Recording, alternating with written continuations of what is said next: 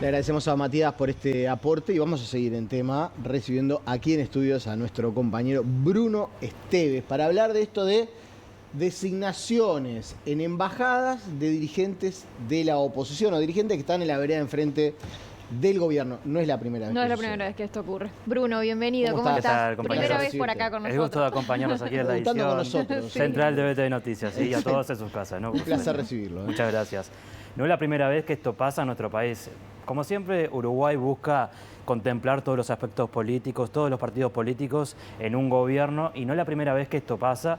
Sí se va a materializar en la jornada de hoy o de mañana con las veñas de Carolina H. y Beatriz Argimón.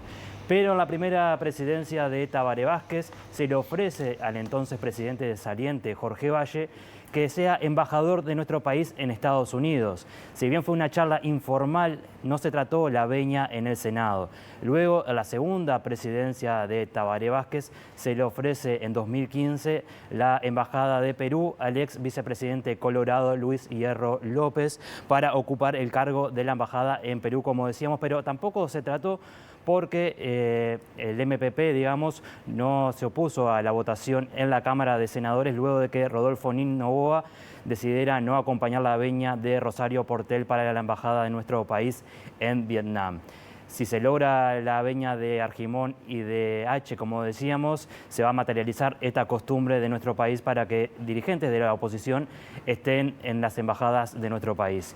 Pero ¿qué sucede? Y hay polémica, ¿por qué? Pues como decía Matías Garro en nuestro móvil, por el tema de Carolina H. y su vínculo con Sebastián Marcet en el tema del pasaporte y su vínculo con Francisco Bustillo, las grabaciones que hubo en Cancillería, y esto fue puesto en cuestionamiento por parte del senador del Partido Nacional, Sebastián da Silva, en Comisión de Asuntos Internacionales del Senado.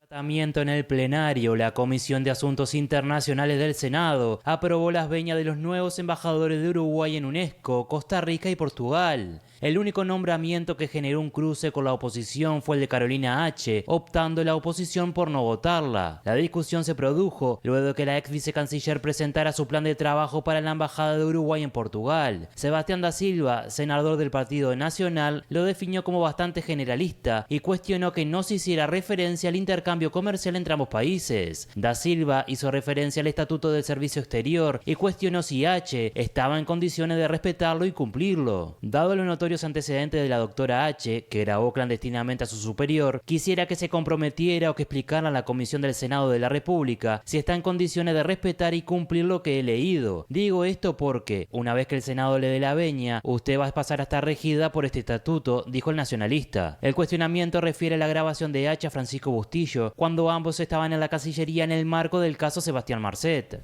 Ante esto, la dirigente del Partido Colorado definió la situación como totalmente excepcional, que no implicó la falta del deber de reserva, decoro, dignidad y discreción. Tras esto, da Silva señaló que no debatiría con la aspirante a embajadora y le advirtió que desde el Senado la estarán siguiendo de cerca. Tras el intercambio, el presidente de la comisión, el Frente Amplista Daniel Casciani, dijo que H. no tenía que venir acá a dar fe democrática de nada y pidió que no debatan frente a ella los cuestionamientos políticos sobre la votación o no de su designación. Bueno, Bruno, esta discusión deja al descubierto y pone sobre la mesa la cantidad de embajadores políticos que tiene nuestro país. Hoy, ¿cuántos cargos hay de estos de confianza en Uruguay? Bueno, en comparación con la región es bastante elevado. Estamos discutiendo ahora en el Senado el ingreso a las intendencias por concurso, por ingreso directo, pero lo que refiere a la Cancillería es un número bastante elevado. Remarcar que un embajador político es aquel que no ha realizado estudios en el Ministerio de Relaciones Exteriores, en Cancillería. De acuerdo a la Constitución de la República, es potestad del Poder Ejecutivo proponer cargos de particular confianza mediante una veña que debe ser aprobada por la Cámara de Senadores con mayoría absoluta, número con el que cuenta actualmente el Frente Amplio. En las 28 veñas para los embajadores anunciadas por Mario Lubetkin, 10 son de confianza política y algunas de ellas ya fueron aprobadas, que se suman en total 14 cargos de particular confianza. Estamos hablando que algunos de ellos forman parte, ya están en sus lugares de destino, como Diego Canepa en Argentina, Rodolfo Nin Noboa en Brasil o Rosario Portel en la Embajada de Rusia, que lo dimos la semana pasada en la edición de Mediodía, una embajadora bastante cuestionada en los 3 periodos del Frente Amplio. Siempre. Rosario Portel y siempre con destinos cuanto menos exóticos. A nivel del presupuesto que se aprobó recientemente en diputados, ¿está contemplada esta situación? Está contemplado en el artículo 225, pero a partir del año 2030, cuando el 1 de junio de ese año el número se va a reducir a 10. Estamos hablando que actualmente hay 14. Luego, en 2035 se va a reducir a 5. Y esta es una propuesta que ya ha planteado dirigentes de la oposición, como el senador colorado Pedro Bordaberry, en varias oportunidades. Uno de los principales que se ha opuesto a estas designaciones políticas, a excepción de Brasil, Argentina, España y Estados Unidos, donde entiende que el gobierno uruguayo puede designar a un embajador político debido a la relevancia del país para las relaciones bilaterales entre ambas naciones. Bruno, sí. Simplemente para no pasar por alto el detalle. Yo creo que esa descripción que hace Bordaberry está bien. Amerita incluir a China hoy, por el peso que tiene China. Digo, es una visión de un mundo anterior donde obviamente los países de la región, Argentina, Brasil, Estados Unidos y España era lo principal. Ahora hay que sumar China.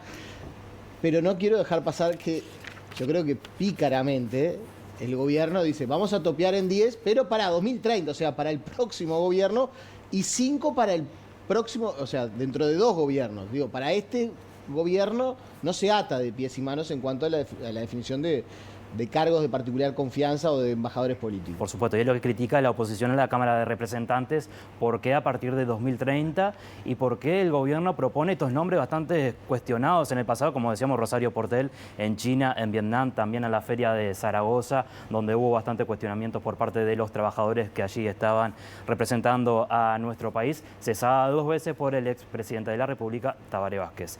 Pero repasemos ahora qué sucede con los presidentes, cuántos cargos políticos de confianza han tenido. Durante el mandato de Jorge Valle, el máximo de embajadores de este tipo se topió en 5, cifra que a finales de esa administración se aumentó a 10. En la primera presidencia de Tabaré Vázquez se topió a 20 los embajadores políticos. En la presidencia de José Mujica, el entonces canciller Luis Almagro había manifestado a comienzos de esa administración su intención de que no se superaran los 12 embajadores en esa condición, pero se designó a 19. Luego ese número fue bajando durante la administración de Tabaré Vázquez y la presidencia de Luis Lacalle Pou. Si esto lo comparamos con el resto de la región, se observa que nuestro país tiene un elevado número de embajadores políticos, lo que representa un 35% del cuerpo diplomático. Vamos a ver, en Brasil tiene 150 embajadas y representaciones permanentes y 0 embajadores políticos. Argentina tiene 97 embajadas y representaciones, 25 son embajadores políticos, el 26%. Chile tiene 86 embajadas, 17 embajadores políticos, el 20%, y el Reino de España, 174 embajadas, 4 embajadores políticos, lo que representa un 1,7%. Esto abre la puerta a ver si, bueno, realmente se va a lograr con la ley de presupuesto el tope de los embajadores políticos y qué sucede con la carrera en el Ministerio de Relaciones Exteriores cuando nuestro país tiene calificados embajadores de carrera para ocupar cargos relevantes. ¿Por qué la carta de presentación de nuestro país, ¿no?, en el exterior para formar acuerdos bilaterales, comerciales entre las naciones que representan los cuerpos diplomáticos? Bruno, muchas gracias. Muchas gracias. A ustedes por recibirme.